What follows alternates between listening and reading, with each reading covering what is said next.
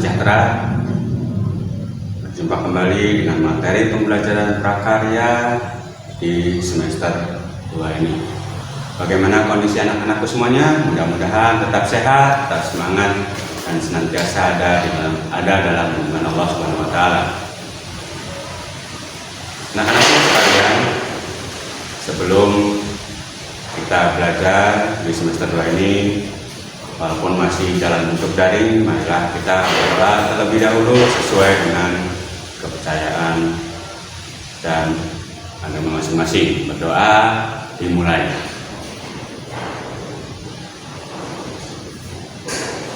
Berdoa selesai, kemudian jangan lupa isi absensi yang sudah disediakan di WhatsApp ataupun melalui Google Classroom. Baiklah anak-anakku semuanya, di semester 2 ini kita akan mencoba membahas materi tentang kerajinan limbah bahan keras, dimana pada saat di semester 2 kelas 7 kalian pernah belajar yang namanya kerajinan bahan limbah lunak. Namun di semester 2 kelas 8 ini kita akan membahas tentang kerajinan bahan limbah keras. Pokok bahasan yang akan kita pelajari di semester 2 ini, kita akan membahas 5 subtema. Yang pertama, apa prinsip-prinsip daripada kerajinan bahan limbah keras. Kemudian yang kedua, jenis dan karakteristik seperti apa sajakah bahan-bahan keras tersebut. Yang ketiga, prosesnya seperti apa. Yang keempat, pengemasannya. Dan yang terakhir adalah contoh-contoh pengolahan daripada limbah keras. Anak-anakku semuanya, pada pertemuan kali ini kita akan melanjutkan materi tentang kerajinan bahan limbah keras dengan subtema proses produksi kerajinan bahan limbah keras. Pembuatan produk kerajinan di setiap wilayah tentunya berbeda dengan wilayah yang lain. Hal ini tergantung daripada jenis limbah yang digunakan. Di bawah ini merupakan penggolongan hasil limbah keras yang dapat dijadikan bahan baku produk kerajinan yang dilihat dari kondisi wilayahnya.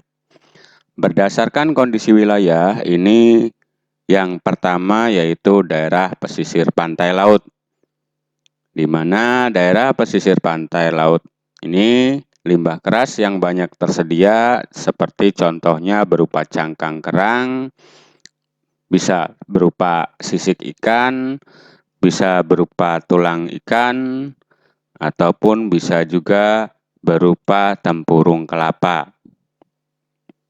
Kemudian yang kedua, dilihat dari kondisi wilayahnya yaitu di daerah pegunungan. Limbah keras yang banyak dihasilkan di daerah pegunungan ini diantaranya bisa berupa limbah kayu pinus, kayu abasia, dan kayu kamper. Kemudian selanjutnya yaitu di daerah pertanian. Untuk daerah pertanian, limbah keras yang didapat di daerah ini contohnya berupa tulang hewan ternak seperti tulang sapi, kemudian juga tulang kerbau, tulang kambing, tulang ayam, ataupun juga tulang ikan. Dan yang keempat, berdasarkan kondisi wilayahnya yaitu daerah perkotaan, di mana limbah keras yang dihasilkan dari daerah perkotaan ini biasanya berupa pecahan kaca, kemudian bisa pecahan keramik, potongan logam, dan aneka plastik bekas perabot. Nah, ini beberapa contoh limbah berasal dari daerah perkotaan. Untuk selanjutnya, kita akan membahas tentang proses kerajinan bahan limbah keras organik. Yang pertama yaitu berupa kerajinan limbah dari cangkang kerang. Bahasa Latin kerang itu adalah mollusca, yaitu hewan air yang bertubuh keras yang memiliki cangkang. Karena terbagi dua itulah, di mana kerang betina dan kerang jantan ini tentu memiliki proses pengolahan cangkang kerang setelah diambil dari pantai. Adapun proses dalam pengolahan cangkang kerang ini yang pertama yaitu cangkang kerang ini dipilah terlebih dahulu sesuai ukuran dan bentuknya. Setelah dipilah, kemudian cangkang kerang dicuci dengan menggunakan air mengalir dan direndam dalam larutan natrium soda. Ini dimaksudkan agar sisa-sisa daging cangkang kerang ini dapat larut, termasuk juga bau yang tak sedap daripada cangkang kerang tersebut. Setelah dilarutkan ke dalam natrium soda, cangkang kering bisa dikeringkan dengan pengering. Namun tidak perlu menggunakan sinar matahari lagi. Mengingat ini agar kualitas cangkang kerang tetap terjaga dengan baik. Selanjutnya, setelah dikeringkan, persiapan bahan baku cangkang kerang ini dikikir ataupun diamplas. Bisa juga dipotong sesuai kebutuhan. Kemudian cangkang kerang siap dibuat produk kerajinan sesuai desain yang telah dibuat. Adapun bahan-bahan yang bisa digunakan dalam pembuatan cangkang kerang yaitu bisa berupa jenis cangkang kerang yang berbeda. Bisa menggunakan cangkang kerang yang bentuk darah ataupun cangkang kerang yang hijau, bisa juga menggunakan cangkang kerang lokan. Ini jenis-jenis cangkang kerang. Sedangkan untuk bahan-bahan penunjangnya yaitu bisa lem tembak, kemudian bisa juga perak, bisa berupa manik-manik, bisa juga mata-mataan ataupun biasa digunakan untuk boneka. Ini bahan-bahan penunjangnya. Kemudian alat yang dibutuhkan yaitu bisa berupa amplas, kikir, lem tembak, dan gurinda. Ini alatnya. Contoh daripada produk kerajinan limbah cangkang kerang ini diantaranya bisa berupa aneka hiasan lampu, kotak perhiasan, kap lampu, ataupun juga tempat tisu juga bisa. Nah, ini contoh-contoh produk kerajinan dari limbah kerang. Nah, salah satu proses pembuatan kerajinan limbah kerang, yang pertama contohnya yaitu pilih cangkang kerang yang akan digunakan. Kemudian beri lem tembak pada cangkang kerang untuk direkatkan atau ditempelkan. Setelah itu, tempelkan cangkang kerang satu persatu. Setelah ditempelkan, kemudian boneka kerang sudah jadi. Tinggal kita bentuk, tambahkan gantungan di atasnya untuk membuat sebuah gantungan kunci dari limbah kerang. Ini contoh proses produksi dari limbah kerang. Selanjutnya, kita lanjutkan ke dalam jenis kerajinan limbah sisik ikan. Sisik ikan kakap ini lebih sering digunakan sebagai produk kerajinan. Kenapa? Karena mudah didapat ataupun juga ukurannya lebih besar, ya. Berikut beberapa cara mengolah sisik ikan agar dapat dipakai sebagai bahan baku produk kerajinan. Yang pertama, sisik ikan direndam selama 2 jam dengan air deterjen dan dibilas dengan air bersih sebanyak 3 kali hingga benar-benar bersih dari deterjen. Setelah itu, rendam kembali sisik ikan dengan campuran air jeruk nipis dan air selama 2 jam agar bau amisnya hilang.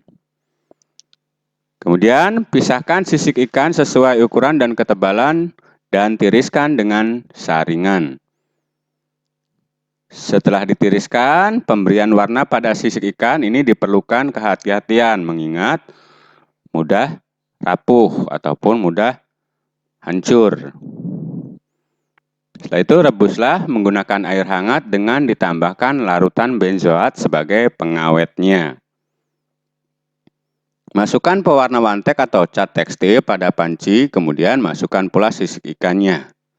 Jadi di wanteknya dulu, pewarnanya dulu, baru sisik ikannya dimasukkan. Setelah itu tunggu sampai 20 menit, ya, di mana kompor dimatikan. Ya. Tunggu sampai 20 menit ini agar zat pewarnanya bisa terendam ke dalam sisik ikan, jadi menyampur dengan sisik ikannya.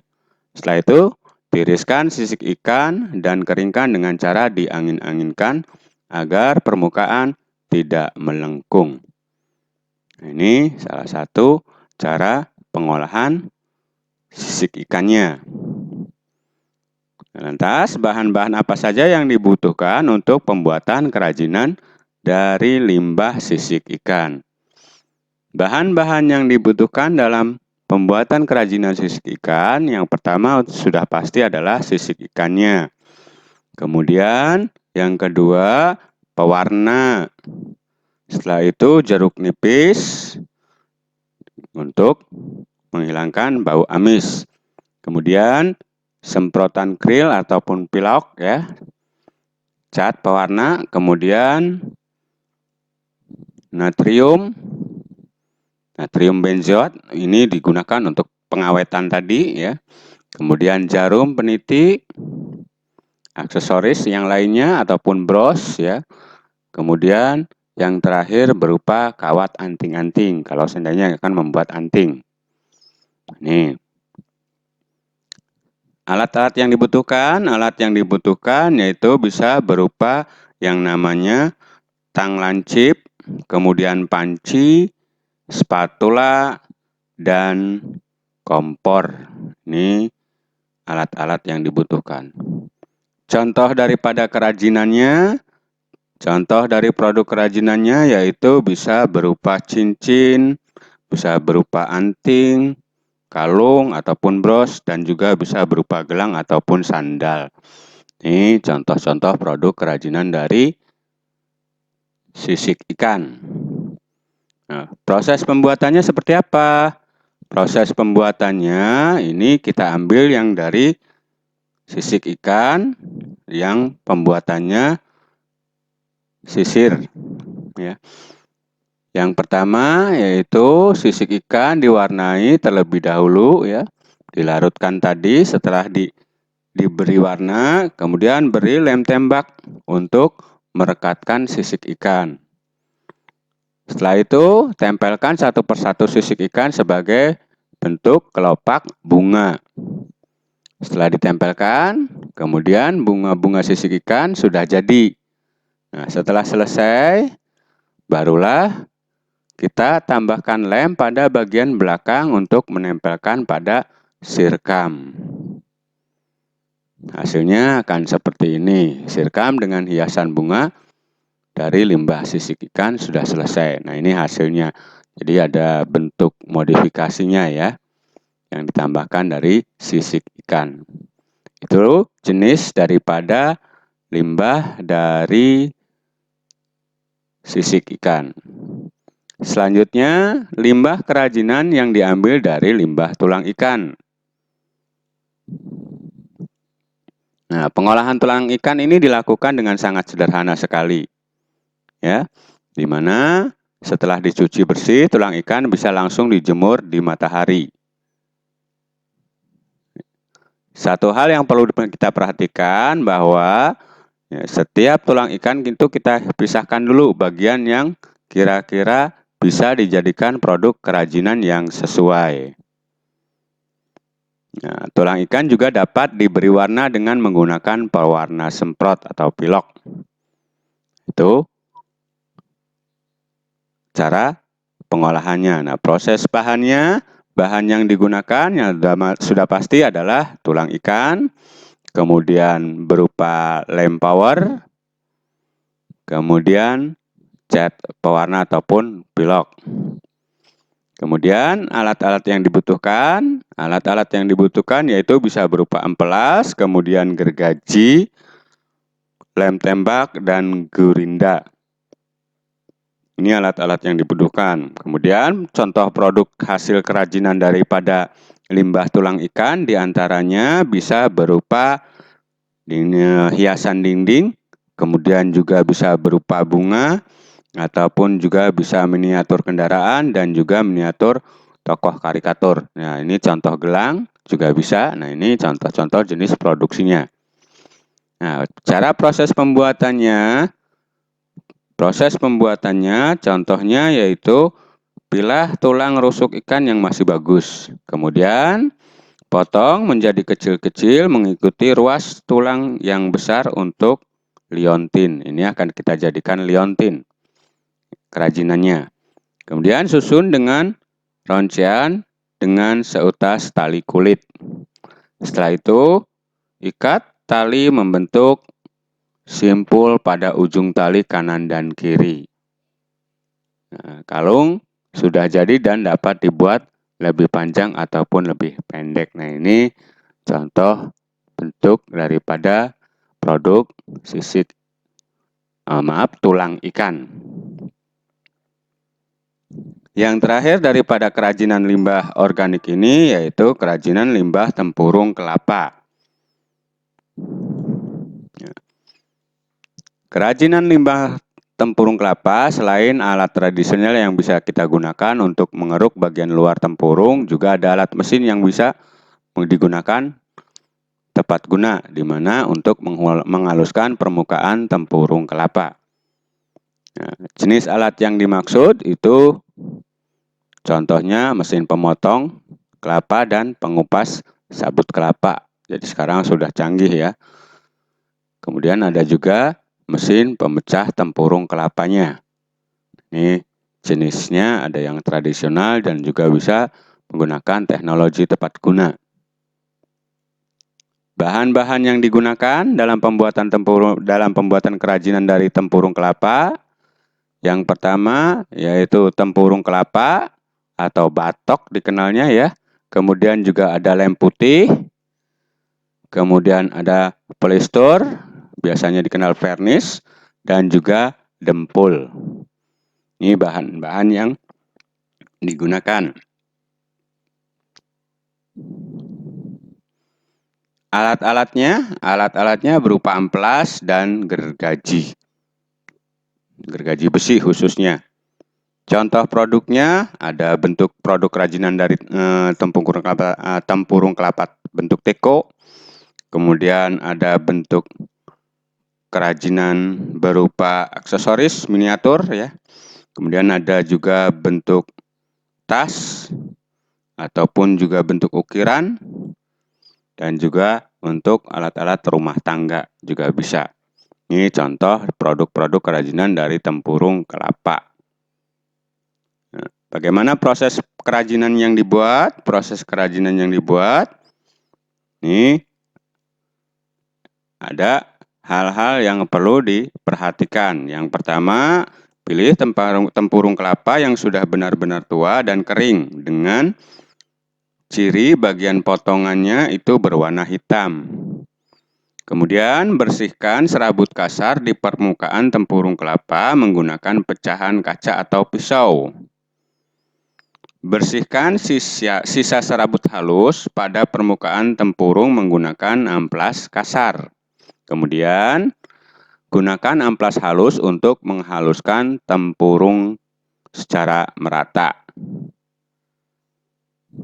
Nah, agar permukaan tempurung mengkilap itu kita bisa dapat menggosokkan permukaan tempurung kelapa tersebut menggunakan daun kering.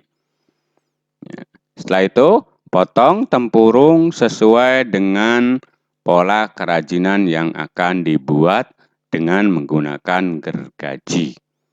Ini salah satu contoh produk kerajinannya. Tempurung kelapa dipotong sesuai pola, kemudian haluskan setiap potongan dengan gurinda. Kemudian beri lapisan vernis biar terlihat mengkilap sampai dijemur.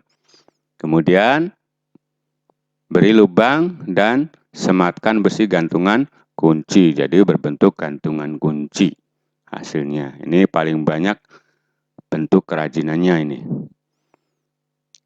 Baiklah, kita lanjutkan ke jenis kerajinan bahan limbah keras anorganik. Jenis bahan limbah keras anorganik ini dapat didaur ulang, contohnya yaitu bisa berupa plastik, kemudian bisa berupa pecahan kaca, bisa juga potongan logam. Yang pertama kita masuk ke kerajinan limbah plastik. Ini paling banyak di daerah perkotaan. Nah, limbah ini cukup dibersihkan saja, kemudian bisa dibentuk menjadi produk kerajinan. Ya, limbah plastik dapat dibuat menjadi benda kerajinan dengan sedikit ketekunan, ketelitian, dan juga harus kesabaran. Karena bentuknya lunak, namun susah untuk membentuknya ya. Ini contohnya, namanya limbah plastik ini.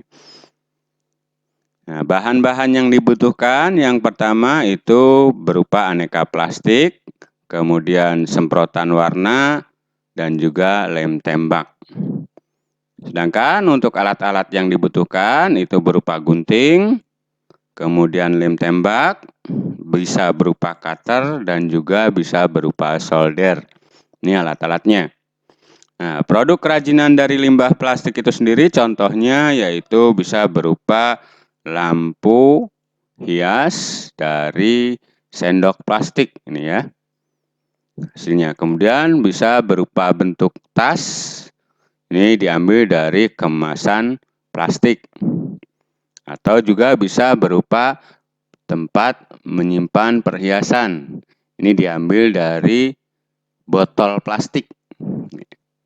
Kalau kita perhatikan ini bentuknya jenisnya botol plastik minuman ya, minuman. Ya.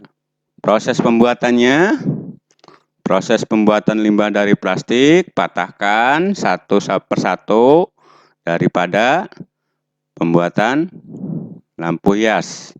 Ini ujung sendoknya kita patahkan terlebih dahulu, ya. Kemudian kita beri warna dengan cat semprot sesuai selera, ya, terserah menggunakan warna apa. Kemudian setelah itu kita siapkan alasnya yaitu berupa triplex dibentuk lingkaran. Setelah selesai, lubang bagian tengah triplex dan susunlah ujung sendok memutar. Jadi nanti akan berbentuk seperti bunga memutar ya, melingkar. Namun hasilnya adalah berupa sebuah cermin, di mana di tengahnya kita beri cermin, maka akan jadi sebuah cermin dari sendok plastik. Nah, ini contoh daripada jenis kerajinan dari limbah plastik. Yang kedua, limbah kerajinan anorganiknya yaitu berupa limbah pecahan keramik. Nah, ini limbah pecahan keramik ini dapat dimanfaatkan dengan teknik yaitu mozaik ataupun dengan cara menempel potongan-potongan kecil menjadi suatu lukisan yang indah. Kalau dulu istilahnya dikenal dengan menggunakan kacang hijau, kemudian biji kacang hijau, kemudian bisa juga dengan menggunakan beras ataupun juga bisa menggunakan biji kacang tanah juga. Nah, ini dulu waktu SD biasanya menggunakannya itu, ya, sistem mozaiknya. Oke, kita lanjutkan. Bahan-bahan yang dibutuhkan, yang pertama yaitu serpihan ataupun pecahan keramik, kemudian lem, lemnya ini lem kuning ya, ataupun dikenal biasanya namanya lem Aibon, dan semen putih. Ini biasanya digunakan kalau semen putih untuk menempelkan keramik ke dalam jenis kerajinannya yaitu pot. Ya. Kemudian alat-alat yang dibutuhkan.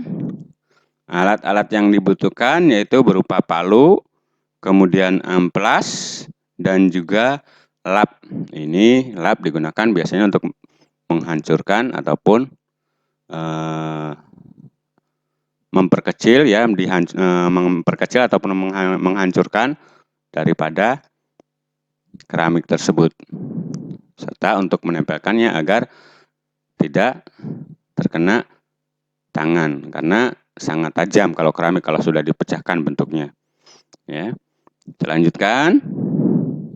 Produk kerajinannya berupa contohnya berupa lukisan bentuk gajah, kemudian ada juga bentuk guci, ya, ada juga berupa tempat pensil ya. Ini dijadikan sebuah elemen keindahan suatu interior. Nah, ini contoh-contoh produk kerajinannya. Ya, proses kerajinan daripada limbah pecahan keramik ini, ya, yang pertama keramik dipecah-pecahkan menggunakan palu. Ya, usahakan dipecahkannya ini juga ditutup ya, agar serpihan-serpihan kecilnya tidak terkena mata kita. Tuh. Kemudian buat ukuran kecil-kecil, kumpulkan yang warnanya sama. Setelah itu, buat sketsa pada vas dan tempelkan pecahan keramik. Jadi ditempelkannya pada vas bunga ataupun pot bunga. Kemudian setelah itu tempelkan semua pecahan keramik sesuai pola. Setelah ditempelkan, untuk menghaluskannya bisa kita tambahkan semen pada rongga yang berlubang sehingga nanti akan merata hasilnya. Kemudian sisa-sisanya baru kita lap hingga bersih dan merata, baru kita keringkan. Nah, itu contoh pembuatan kerajinan daripada keramik. Selanjutnya, kerajinan selanjutnya yaitu limbah pecahan kaca. Nah, pengolahan kaca dilakukan dengan cara sebagai berikut. Pertama, kumpulkan pecahan kaca dalam karung dan dipukul-pukul dari luar menggunakan kayu, di mana ukuran serpihan kaca tidak terlalu halus, cukup hingga bongkahan kecil-kecil saja. Ya, ini agar mudah pecah, ya. Agar mudah dicetak. Kemudian yang kedua, siapkan cetakan kaca yang terbuat dari keramik dan dibakar hingga suhu melebihi suhu bakar kaca. Jadi ini peleburan termasuknya ya, pembakaran. Karena akan dibuat cetakan, langsung dicetak ke dalam bentuk cetakan. Kemudian setelah itu, lapisi cetakan menggunakan kaolin atau alumina yang dicairkan agar pada saat meleleh kaca tidak menempel pada keramik. Nih. Kemudian selanjutnya, bakar kaca yang telah dimasukkan ke dalam cetakan ke dalam tungku keramik hingga suhu mencapai 650 derajat sampai dengan 900 derajat Celcius. Dan ini juga tergantung daripada ketebalan kaca. Setelah selesai, siapkan tataan untuk aksesoris seperti cincin ataupun kalung. Masukkan kaca yang sudah dicetak dalam tataan cincin atau kalung tersebut.